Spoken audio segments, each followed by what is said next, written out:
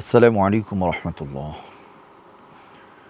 আলহামদুলিল্লাহ রব্বিল আলামিন, আসসালাতু ওয়াসসালামু আলা সাইয়্যিদিনা মুহাম্মাদিন ওয়া আলিহি ওয়া আসহাবিহি ওয়া মান তাবিআহুম বিইহসানিন ইলা ইয়াউমিদ্দিন।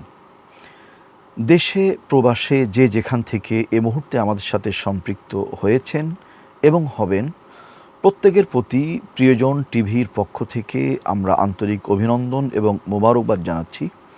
সম্মানিত দর্শক শ্রোতা, আজকের এই চমৎকার আয়োজন মালা আপনাদের জন্য সাজানো হয়েছে, তা হলো পবিত্র জিলহজ মাস আমাদের মাঝে চলমান। এই জিলহজ মাসে কুরবানি সংক্রান্ত বেশ কিছু প্রশ্নের উত্তর আমরা ইনশাআল্লাহ এক এক করে আপনাদের সামনে উপস্থাপন করবার জন্য চেষ্টা করব। সাথে থাকবার জন্য বিনীত অনুরোধ জানাচ্ছি এবং পরবর্তীতে যারা সম্পৃক্ত হবেন তাদেরকেও মোবারকবাদ জানাচ্ছি। প্রিয় দর্শক শ্রোতা, চমৎকার একটি বিষয় কোরবানি। নবী ইব্রাহিম আলাইহিস সালাতু ওয়াস সালামের একটি সুন্নাহ, একটি চমৎকার উদাহরণ আছে এইভাবে। গোটা বিশ্বের প্রত্নতত্ত্বের সমস্ত সম্পদগুলি সংরক্ষিত আছে পৃথিবীর বিভিন্ন জাদুঘরে। আল্লাহ তাআলা ইব্রাহিম আলাইহিস সালামের সুন্নাতকে এত বেশি ভালোবেসেছেন যা সংরক্ষিত হয়েছে প্রতি মুসলিম ঘরে ঘরে এবং ইলা ইয়াউমিল কিয়ামা, কিয়ামত পর্যন্ত এটি চলমান থাকবে। সুবহানাল্লাহি ওয়া বিহামদিহি। আমরা প্রথমেই জানব যে কুরবানি কাদের উপরে ওয়াজিব। কুরবানি ওয়াজিবের ব্যাপারে ফুকাহায়ে কেরাম যেভাবে চমৎকার ব্যাখ্যা দিয়েছেন তা হলো যে সুস্থ মস্তিষ্ক সম্পন্ন মুসলিম, বালেগ এবং মুকিম, যিনি বাড়িতে বসবাস করছেন, যিনি বিবেকবান, মস্তিষ্ক ঠিক আছে এবং প্রাপ্তবয়স্ক এবং মুসলিম, এই চারটি গুণওয়ালা একজন মানুষ যদি সামর্থ্যবান হয়, সামর্থ্য বলতে অতিরিক্ত নেশাব পরিমাণ, তথা জিলহজ মাসের 10, 11, 12 এই 3 দিনের ভেতরে কোনো ব্যক্তির কাছে 70,000 টাকা নগদ ক্যাশ যদি জমা থাকে, ওই ব্যক্তির উপরে কুরবানি করা ওয়াজিব। আশা করি আমরা বুঝতে পেরেছি। দ্বিতীয় প্রশ্ন আমরা যেটি জানব তা হলো যে কুরবানি দেওয়ার ক্ষেত্রে যে কোনো বয়সের পশুকে কুরবানি দেওয়া যাবে না। কোরবানি দেওয়ার জন্য অবশ্যই পশুর বয়সটা গুরুত্বপূর্ণ একটি ফ্যাক্ট। তা হলো যে উট যদি কোরবানি আমরা করি তাহলে কমপক্ষে 5 বছর তার বয়স হতে হবে। গরু এবং মহিষের ক্ষেত্রে কমপক্ষে 2 বছর বয়স হতে হবে। ছাগল, দুম্বা, ভেড়ার জন্য অবশ্যই 1 বছর বয়স হতে হবে। আমাদের জেনে রাখা উচিত যে এই প্রাণীগুলি কোরবানি করার সময় আমরা কিভাবে বুঝবো যে তার এই পরিমাণ বয়স হয়েছে। শরীয়তের বিধান অনুযায়ী ওই প্রাণীগুলির মুখের দাঁত যদি আমরা দেখি, চেক করি, তাহলে অবশ্যই আমরা দাঁত দেখলে 1 বছরে 1টি দাঁত উঠে, 2 বছরে 2টি দাঁত, এইভাবে আমরা ইনশাআল্লাহ বুঝতে সক্ষম হব। পরবর্তী বিষয় হলো যে কুরবানি অবশ্যই আমরা দিব ইনশাআল্লাহ, সেটি অবশ্যই আল্লাহর সন্তুষ্টির জন্য দিব আমরা। অনেক সময় হয় কি যে সামর্থ্যের কারণে আমরা এক ভাগে কুরবানি করার মতো, গরু দেবার মতো ক্ষমতা রাখি না।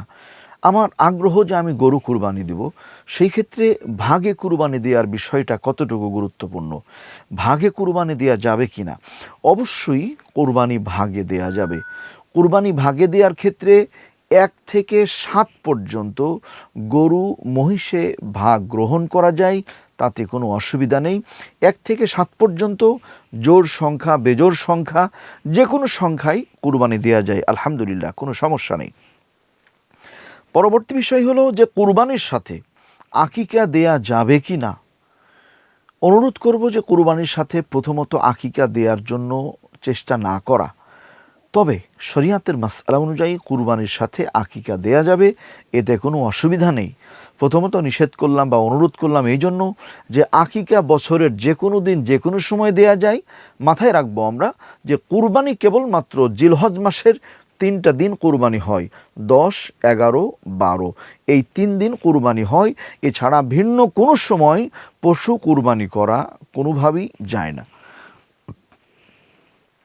পরবর্তী বিষয় হলো যে শরীকদের সাথে আমরা যে কুরবানিগুলি করে থাকি, আমরা যদি চিন্তা করি যে আমরা 5 জন একসাথে কুরবানি করব, সেই ক্ষেত্রে এমন একটা গুরুত্বপূর্ণ বিষয় এখানে লুকায়িত আছে যে বিষয়টা যদি আমরা খেয়াল না করি, সেদিকে দৃষ্টিপাত না করি, তাহলে এমন হতে পারে নাউযুবিল্লাহ যে সকলের কুরবানি বাতিল হয়ে যাবে। তা হলো 5 জন ব্যক্তির মধ্যে একজন ব্যক্তি আছেন যার হারাম ইনকাম, উপার্জন হারাম।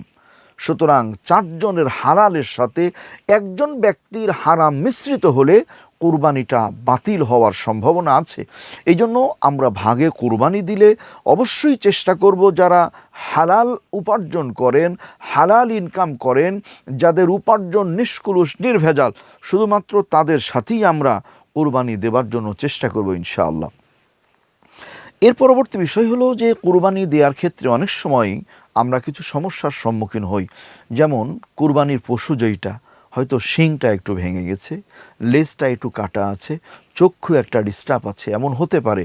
সেই ক্ষেত্রে কুরবানি হবে কি না, এই অনেকগুলি প্রশ্নের জবাব এক কথায় যদি আমরা চিন্তা করি সুধীমণ্ডলী, তা হলো ইব্রাহিম আলাইহিস সালাম হযরত ইসমাঈল আলাইহিস সালাতু ওয়াস সালামকে কুরবানি করবার জন্য যে উদ্বুদ্ধ হয়েছিলেন, আল্লাহর নির্দেশ পালনের মানুষে তারা যে একত্রিত হয়েছিলেন, সেইখানে ইসমাঈল আলাইহিস সালামের কোনো খুঁত ছিল না, চক্ষু অন্ধ ছিল না, কান কাটা ছিল না, অথবা হাত বিকলাঙ্গ ছিল না।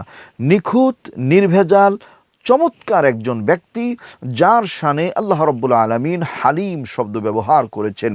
ইব্রাহিম আলাইহিস সালাম যখন আল্লাহ রাব্বুল আলামিনকে বললেন যে রব্বি হাবলি মিনাস সালিহিন, হে আল্লাহ আপনি আমাকে একজন নেককার সন্তান দান করুন, আল্লাহ বললেন ফাবাশশারনাহু বিগুলামিন হালিম, আমি আপনাকে সুসংবাদ দিচ্ছি একজন সহলশীল, নম্র, ভদ্র, আদবওয়ালা সন্তানের। সুবহানাল্লাহ।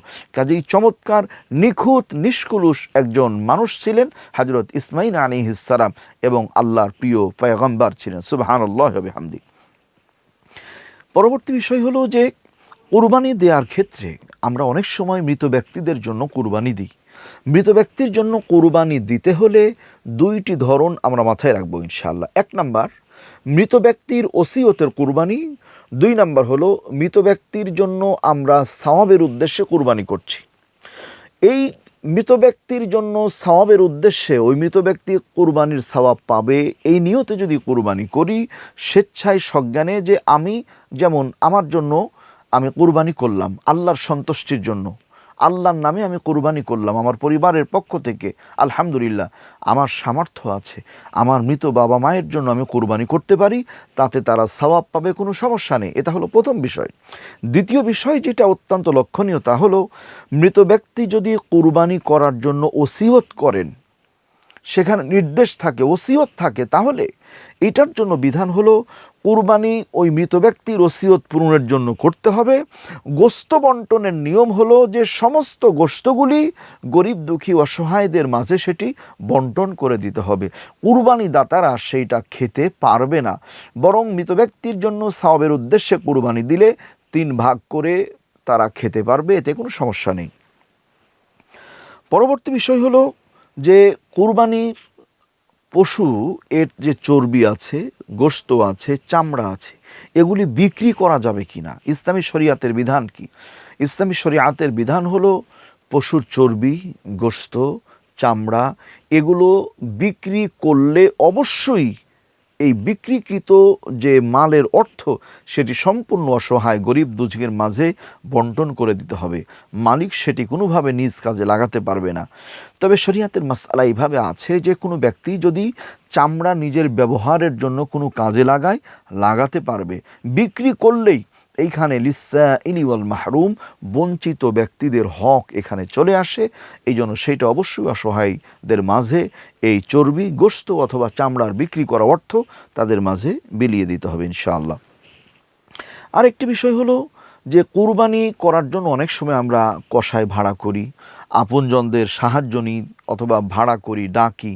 সেই ক্ষেত্রে কুরবানি যে আমার ব্যক্তি সাহায্য করলো যারা, তাদের আমরা এই কুরবানিকৃত পশুর গোশত দিতে পারবো কিনা বিনিময় হিসাবে, পারিশ্রমিক হিসাবে, ইসলামী শরিয়াতের পরিভাষায় কোনোভাবেই এটি দেয়া যাবে না, বরং তাদেরকে তাদের আলাদা পারিশ্রমিক দিতে হবে। হাদিয়া হিসেবে গোশত দেয়া যেতে পারে, তাতে কোনো সমস্যা নেই। পরবর্তী বিষয় হলো কুরবানি দেওয়ার ক্ষেত্রে অবশ্যই নিয়তটা সহি হতে হবে। তা হলো কুরবানি দেওয়ার সময় জবেহ করার পূর্বে এইভাবে আল্লাহ পাকের দরবারে সাহায্য কামনা করা, আল্লাহ আমার পক্ষ থেকে আপনার সন্তুষ্টির জন্য, আমার পরিবারের পক্ষ থেকে আপনার সন্তুষ্টির জন্য আমি কোরবানি করছি। দোয়া হবে বিসমিল্লাহি আল্লাহু আকবার, এই বলে জবেহ করা। কুরবানির পশু জবাই করার ক্ষেত্রে অনেক সময় আমরা বিভিন্ন জনের সাহায্য নিয়ে থাকি। মাথায় রাখতে হবে যে নিজের পশু নিজেই জবেহ করা উত্তম। যদি নিতান্ত আপনি আমি অক্ষম হই, তাহলে যখন পশুটা জবেহ করা হবে অন্তত পাশে থাকা, এটি মুস্তাহাব, উত্তম বলা হয়েছে। ক্রয়কৃত পশু যেটা কুরবানির জন্য ক্রয় করা হয়েছে, সেইটা দিয়ে কোনো চাষাবাদ বা কোনো খেদমত বা হাল চাষ এগুলো করা যাবে কি না, ইসলামী শরিয়াতের বিধান অনুযায়ী কোনোভাবেই সেটি করা সম্ভব নয়, এটি করা যাবে না। কুরবানি করার জন্য পশু ক্রয় করলেই তার সম্মান, তার মর্যাদা সেটি অক্ষুণ্ণ রাখতে হবে। তাকে দিয়ে কোনো পরিশ্রম করা যাবে না, মালিকের কোনো কাজে ব্যবহার করা যাবে না। তবে প্রকাশ থাকে যে যদি কুরবানির পশুটা গাভী হয়, তার দুধ এমন পরিমাণ ওলানে জমা হয়েছে, দুধ দহন না করলে কষ্ট পাবে, আরও হয়তো 2-1 দিন বাকি আছে, সেই ক্ষেত্রে এই কুরবানির জন্য ক্রয়কৃত পশু যে গাভীটা, তার দুধ দহন করা যেতে পারে, তাতে কোনো সমস্যা নেই আলহামদুলিল্লাহ। সর্বশেষ বিষয় হলো গোশত বন্টনের জন্য কিছু নিয়ম আছে, কিছু পদ্ধতি আছে। অনেক সময় আমরা মনে করি যে আমরা 5 জন, 7 জন, 3 জন, 2 জন, 1 জন একসাথে আমরা কুরবানি দিচ্ছি। তো ঠিক আছে, যেহেতু কুরবানি হয়ে গেছে, এই গোশতগুলি আমরা এক জায়গায় করে আমরা ইচ্ছা করে, ঠিক আছে আপনি এটা নেন আমি ওইটা নিই, এইরকম করে অনুমানের উপরে ভাগ বন্টন করে নিয়ে চলে যাওয়া। সুধীমণ্ডলী, দর্শক মণ্ডলী, জেনে রাখা উচিত, অনুমান করে কোনো ভাগ বন্টন ইসলাম সমর্থন করে না। একটি কথা মাথায় রাখতে হবে, ও আকিমুল ওয়াজনা বিল কিসতি ওয়ালা তুখসিরুল মিজান। আল্লাহ পাক এই মিজানকে কায়েম করেছেন, পরিমাপকে কায়েম করেছেন, মানুষ যেন বঞ্চিত না হয়। আপনি যদি 5 কেজির মালিক হন, আরেকজন ভাইও 5 কেজির মালিক, এমনটি যদি হয় আপনি 6 কেজি, আরেকজন ভাই 4 কেজি, তাহলে তার 1 কেজি হক নষ্ট করা হয়েছে, আর এইটা কোনোভাবেই ইসলাম সমর্থন করে না। এই জন্য অবশ্যই আমরা কুরবানি জবাইকৃত পশুর যে গোশতগুলি, সেগুলি আমরা চমৎকারভাবে দাঁড়িপাল্লায় মাপবো, মাপার পরে সুন্দরভাবে সেটি বন্টন করব, এখানে কারো হক যেন নষ্ট না হয়। সম্মানিত সুধীমণ্ডলী, আসুন তাহলে কুরবানির যে চমৎকার এই বিধান ইসলামী শরিয়াতে আল্লাহ সুবহানাহু ওয়া তাআলা আমাদের জন্য প্রয়োগ করেছেন, এখানে চমৎকার একটা বিষয় লুকিয়ে আছে। তা হলো শুধুমাত্র কুরবানি মানে জবেহ করলাম পশু আর কুরবানি হয়ে গেল, এমনটি নয়। এখানে কুরবানি হলো নবী ইব্রাহিম আলাইহিস সালাতু ওয়াস সালাম আল্লাহর নির্দেশ মানার জন্য নিজের জীবনের চিন্তা চেতনা স্বপ্নকে আল্লাহর রাস্তায় কুরবানি করেছেন। আল্লাহ রাব্বুল আলামিনের খলিল ইব্রাহিম আলাইহিস সালাতু ওয়াস সালাম নমরুদ যখন তাকে আগুনে ফেললো, আল্লাহর জন্য তিনি নিজের জীবনকে কুরবানি করতে প্রস্তুত হয়েছেন। নিজের সন্তানকে আল্লাহ চেয়েছেন, নিজের সন্তানকে কুরবানি করার জন্য প্রস্তুতি গ্রহণ করেছেন।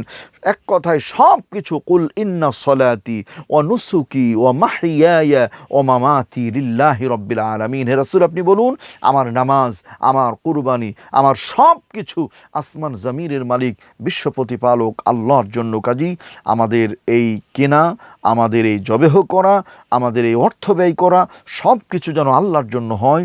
আল্লাহ পাক আমাদের এই কুরবানিকে কবুল করুন, বিনিময় আমাদের জীবনের গুনাহগুলি মাফ করুন।